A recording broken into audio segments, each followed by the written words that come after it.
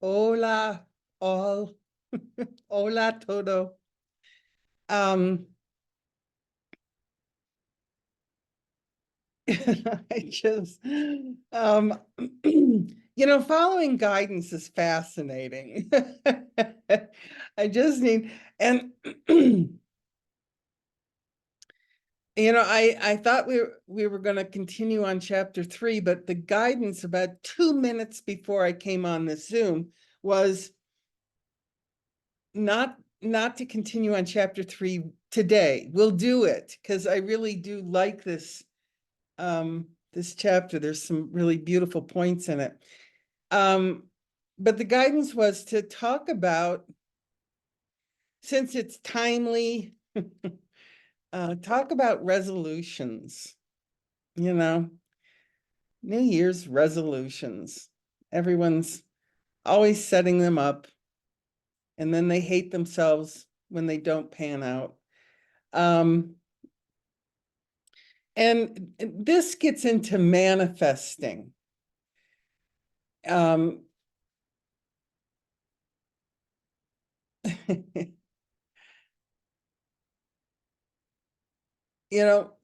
one of my resolutions this year was to really be present to God's guidance and to just follow God's guidance. And there were some other resolutions that I had in there, like really stepping outside of all special anything. But we can save that for another day because that's been quite interesting. But this whole idea of following God's guidance.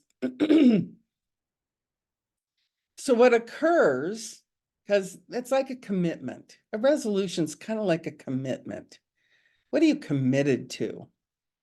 And so I'm committed to following God's guidance. And what's happening is it's happening really fast. Okay. So it's kind of like, don't get attached to anything because the guidance coming through and it's turning you, oh, I'm going over here. Oh, no, I'm not. And so it's really to set resolutions that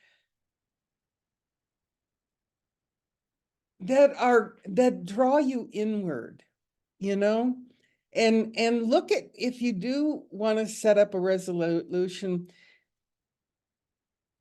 is there need involved? We talked about needs the other day. And, if you have a list, I want to have a better relationship with my son or daughter or my mother, which are, they're nice ideas. Okay. The problem is it says it's really telling us that you don't have a good relationship with them now.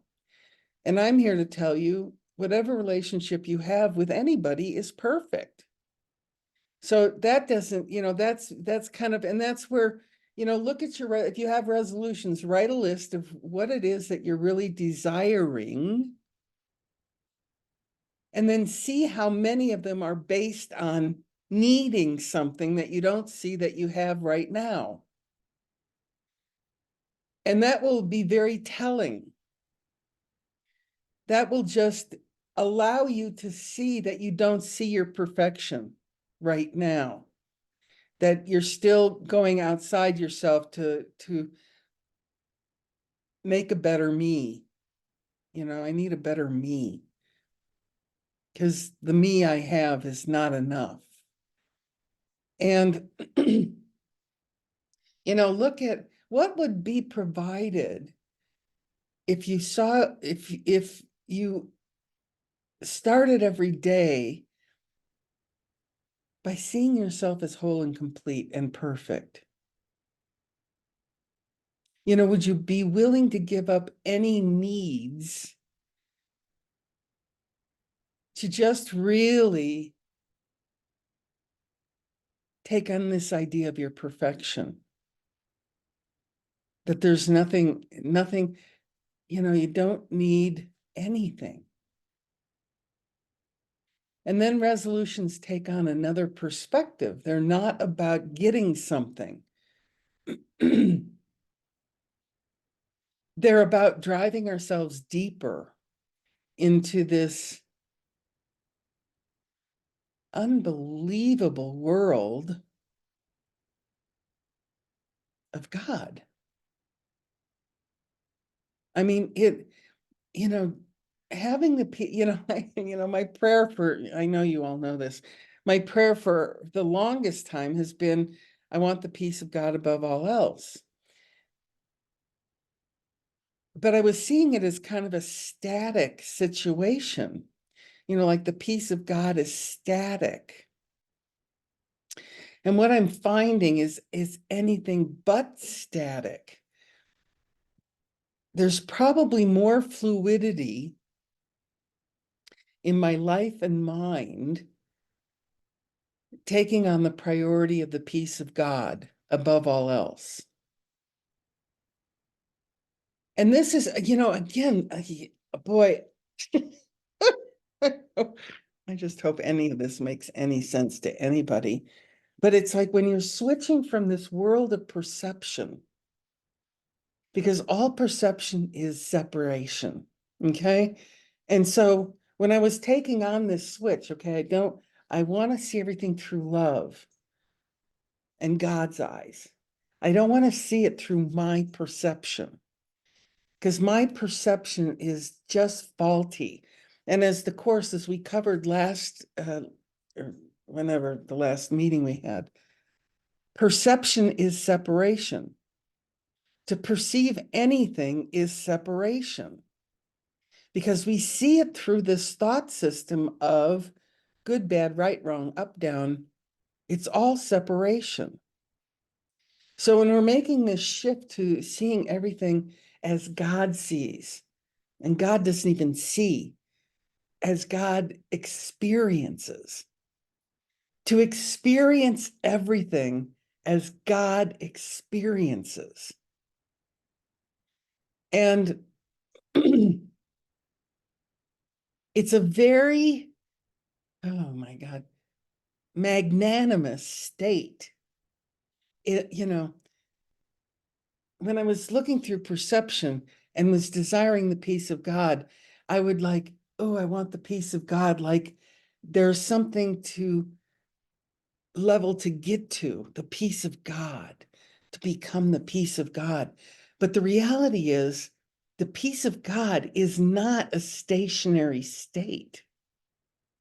It's a state of expansion, always. And so, what I'm starting to realize now, and again, as soon as you make a commitment to anything, what happens is everything shows up that's not in alignment, whatever that commitment is. So, if you have a commitment to quit smoking cigarettes, what comes up? Every waking moment is a desire to smoke a cigarette. When you want to commit to losing a few pounds, what shows up? All the reasons why you don't think you can lose a few pounds. And it's just, so when we make these commitments, and my commitment was the peace of God for the longest time. But what I'm finding is I have to let go of this idea that I have any idea what the peace of God is.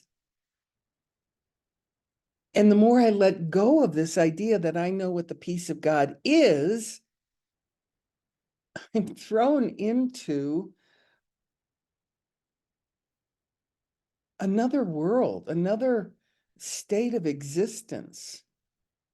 I don't even know if I can explain it better than that, because it's a very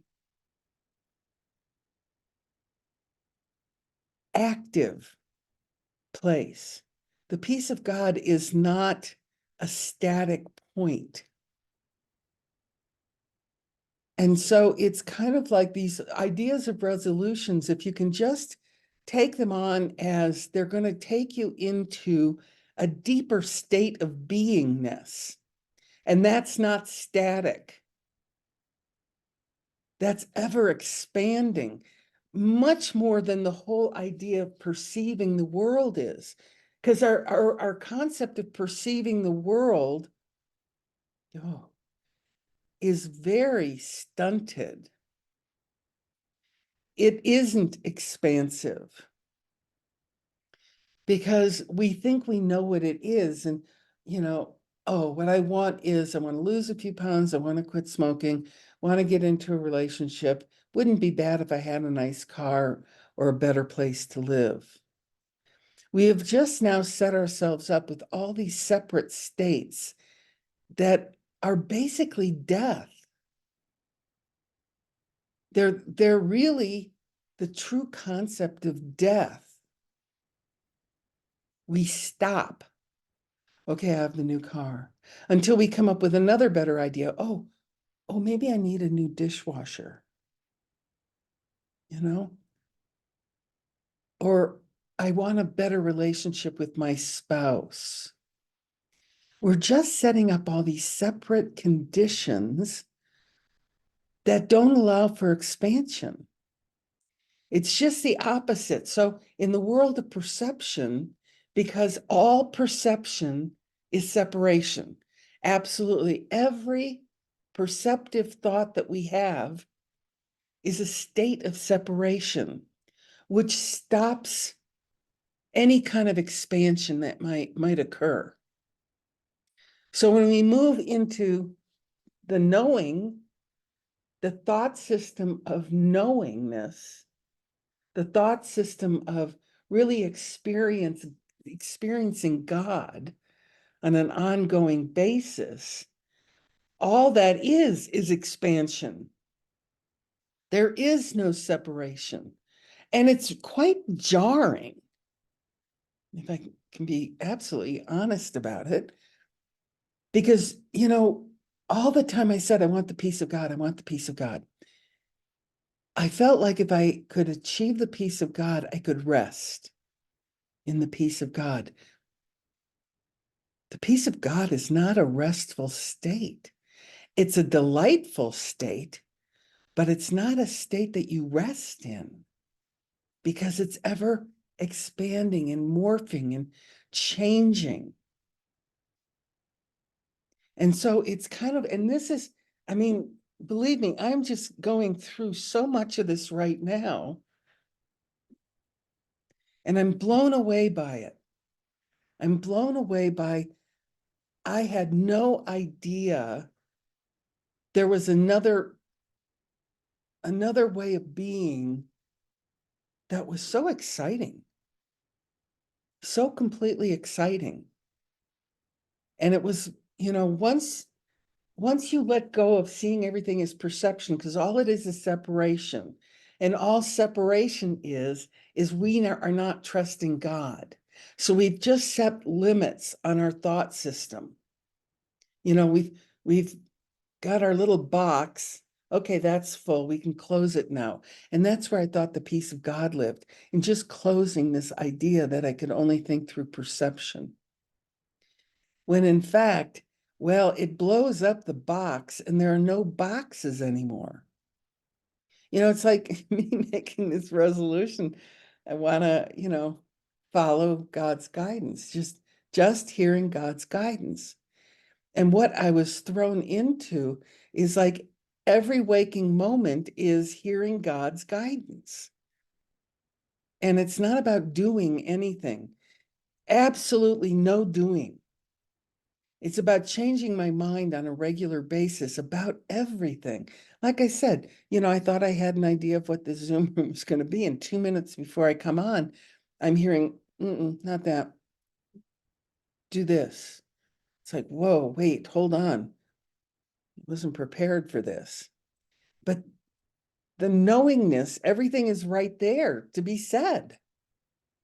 It's not like I have to write anything down or prepare anything. It's just allowing this experience through me to you. And it's like, and I just want to gift all of you the experience of God. Woo. It's truly amazing. And I had no idea the world I was setting up by just saying, I wanted to experience more listening to God's guidance and following God's guidance. So I'm not against setting up resolutions. And there was a part in my life that I was, because I felt resolutions were so limiting. And from the perceptual world, they are. But when you set up any kind of resolution from this other way of thinking through God's experience, boy, there are no limits. I mean, like I said, I don't know if I have, well, I'll just get into it, because one of the other things I really wanted to experience was to let go of any idea I needed special anything. I didn't want anything special in my life anymore. And so much has been lining up with that, and so much has been occurring with that. And one of them was, how do I even, I wrote Suzanne a long email about it, and we haven't gotten together to talk about it, but she got it completely, and it was truly remarkable. But I said I no longer wanted to be her friend. I no longer wanted to be Suzanne's friend. I said, just setting up any kind of friendship is limitation. It puts me in a box and it puts them in a box. And it's all based on perception. What does friendship mean to me? Even what does mighty companion mean to me? And I've had to look at all this, and I really got clear. There was some element. Boy, okay. There was some element of, I'm going to get something from this friendship. And I'm going to be very honest here, okay? I'm just stripping it all away here. Suzanne and I have known each other for a long time, and one of the things that, we've been through a lot of similar things together. And one of the things I've loved with Suzanne is, like, when I join with her in prayer, it's been truly fabulous.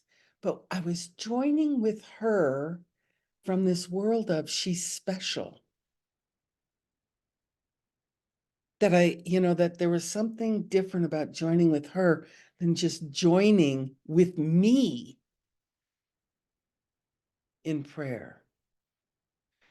And truly miraculous came out of Suzanne and I joining, but I don't want to hold her as special anymore. It's limiting. And now,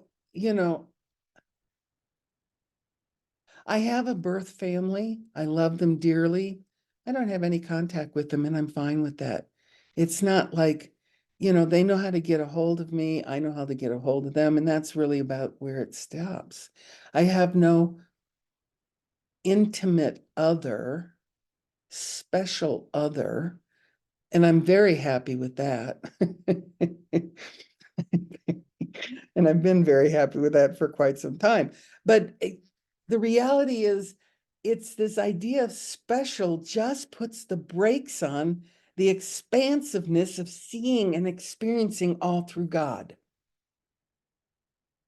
And this goes into, when I was attempting to talk about context, whenever that was, of seeing ourselves as, I am this, rather than just I am, okay? I am a mother, I am a daughter, I am a sister, I am a friend, I am this. And if you get rid of this, you're already blowing the box up. And it doesn't mean that you love any less. It actually means there's so much more room to love, because you're not hitting the sides of the box. Whoop, I don't want to overstep that boundary, because that's what labels me as a daughter, or that's what labels me as a spouse. And once you get rid of these self-limiting concepts, it's like you enter this whole new dimension that I'm choosing to call God, but I have less idea of what that is today than I did when I was asking for the peace of God. I mean, now it's kind of like I'm moving into an arena of, whoa, I don't know where I am. I don't know what the world is. I mean, this is truly the disappearance of the universe on a whole different level. Because there is no box for universe. I don't even know what that means. So I just invite you, and again, the access to this is just keep forgiving. Oh my God, I can't say that enough. Forgive, forgive, forgive, forgive, forgive. And when you're exhausted with forgiving, forgive more. And when you think you've done it enough, do more. Because it's as a result of all these forgiveness opportunities that the concepts start disappearing. And then you'll start realizing, and it's not like changing anything in form. You can still look like what they say a mother looks like. You can still look like what a spouse looks like, but you're no longer in a state of judgment around it.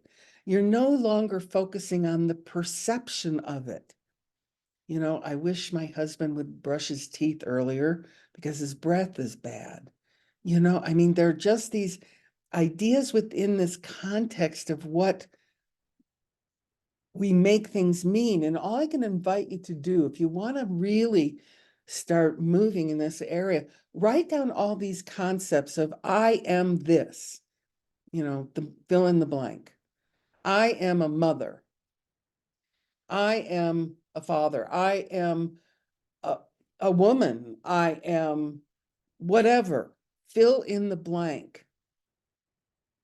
And then I want you to write, what does that blank mean to you? Because again, we're thinking from the perceptual world, and we have limitations through our perception, because that's all perception is.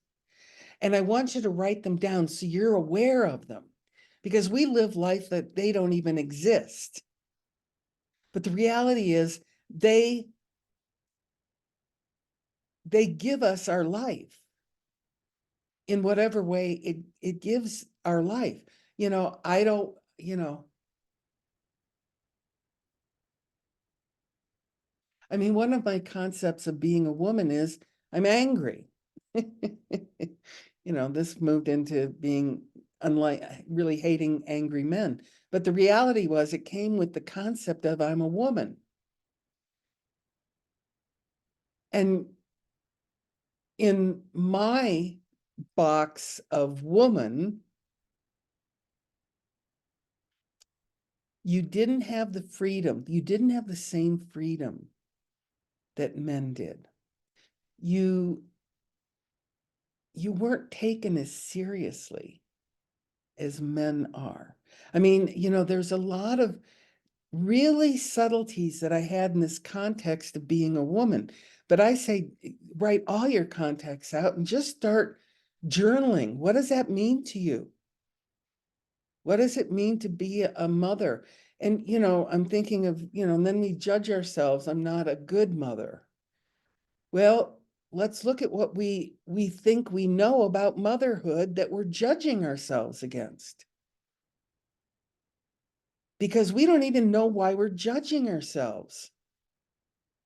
So write down all those thoughts of what it means to be a mother, and then you can start seeing those subtleties, you know, of like me and being a woman, that somehow I'm not as free. I'm not as strong. I can't go out at night and feel comfortable walking the streets of Mexico as a woman. I mean, these are self-limiting beliefs that I hold about myself. Or, oh, one of my favorites, I'm sick. What does that even mean? And there was 10-year process with this one for me. Okay, they, quote unquote, said, I have something. And that would bring up some really negative thoughts. Okay, so they said I had cancer. Ooh, what does that mean? Oh, that's not good. That can't be good. It means that I may die, I may suffer, I may have pain. And look at all those, because none of them are true. It's just falling in the box of, as soon as I say I am sick, I've labeled myself and have limited myself. I've thrown myself into the sick box. Okay, I'm in the sick box now. Or I'm in the pain box now. Well, what does that mean? What does pain mean? Well, I've had it before. Okay, well, let's look at that. This is where going into deeper contemplation with Holy Spirit. Don't do this alone. This is not something to do alone, but invite Holy Spirit in to look at your list of all the contexts that you've labeled for yourself and ask Holy Spirit to help redefine them in a way that doesn't limit you. Okay, this is a half hour, and I think this is plenty for today. Oh, yoy. I didn't know any of this was in there. So, YouTube people, love you. And we're going to sign off for today, and we're going to have a little quiet session with our Zoom room.